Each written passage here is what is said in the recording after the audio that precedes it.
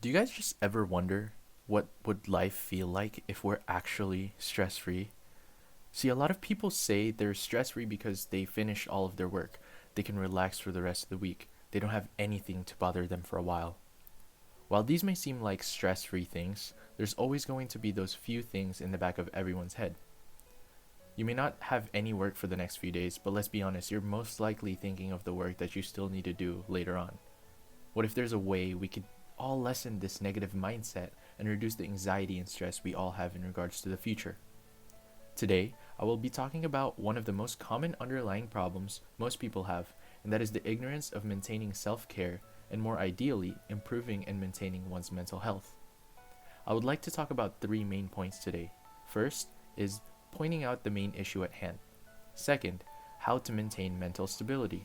And third, how retraining one's brain could help one's mental health. First of all, I'd like to point out the issue at hand, and that is the need for everyone to help themselves by maintaining good care of not only their physical health, but their mental health as well. Obviously, taking good care of ourselves is something we all know we must do. However, people tend to only maintain good care of themselves physically, completely forgetting that what makes a person is not what he or she may look like, but is how the person is inside, how they present themselves, the way they think, how they feel inside mentally. A person could look well nourished and seem to be happy on the outside, but could be the complete opposite inside.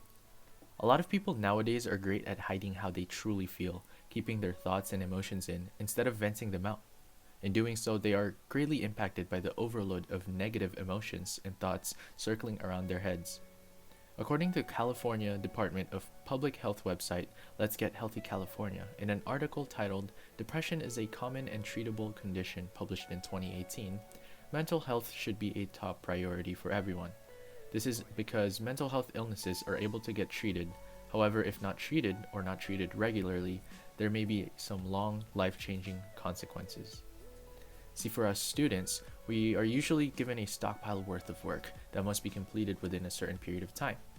This tends to create stress and anxiety for all of us, no matter how productive we are or how early we are able to complete those assignments. Some students forget to eat, to stay hydrated, to sleep enough, and sometimes even forget to urinate. You may think these things are affecting one's physical health, but it actually affects our mental health as well. How does eating, drinking, and all that stuff matter to one's mental health, some of you may ask? Well, mental health affects physical health and vice versa. People tend to be overworked and become burnt out mentally. This leads to fatigue and would essentially affect how we function physically. We may prefer to sleep since we are tired and then skip almost 3 meals for the entire day. This is unhealthy living. This is why mental health is important and should be taken care of routinely and naturally. So, to fully address this issue, I would like for everyone to consider these following ideas, and to try to implement them slowly in your lives so that we could all slowly better our lives one step at a time. One way to overcome being completely mentally burnt out is through achievable routines. Creating manageable routines can help organize your day so that in the beginning of your day, you know what to look forward to. In doing this, not only will you be able to manage all of your tasks productively, this would also make it more efficient as well. In creating a routine, not only should a set schedule for work be planned, breaks should be planned out as well. Overworking will lead straight to burnout, which is what we're trying to avoid. One good method used by many is the Pomodoro method. The Pomodoro method is a study work method in which you work for usually 25 minutes straight. It could be longer, but it's suggested not to go for more than 45 minutes without any distractions, and then you take a quick 5 to 10 minute break, then go straight back to work, and then repeat. In this method, not only will you be productive, you will get the chance to have your brain and your body rest before productively working again. Doing this over and over will create a routine that will become natural once it has been done many times without any disturbance. Another way to lessen burnout is to set boundaries. Boundaries, like the Pomodoro method, sets limits to what you can do in a particular period of time.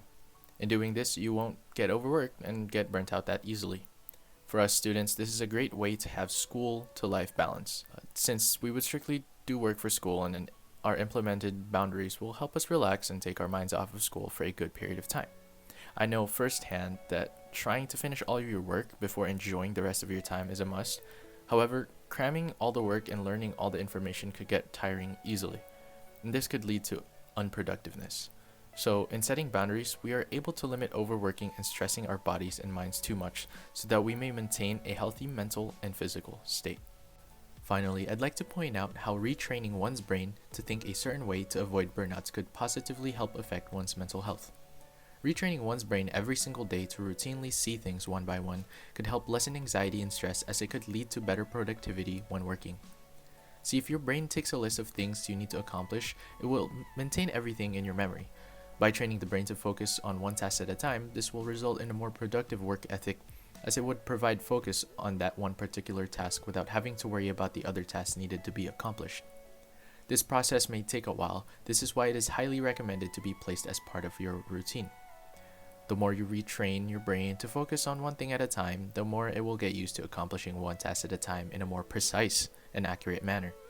This will increase efficiency and overall productiveness, causing less overworking of the brain and less mental burnouts. Things and poorly made routines that may affect one's mental health will not only affect one's mental health, the negative effects will also carry on to the person's physical health. This is why it is important to practice maintaining self-care and, more importantly, emphasizing on mental state, as it could pose a larger issue to every person's life than physical health problems.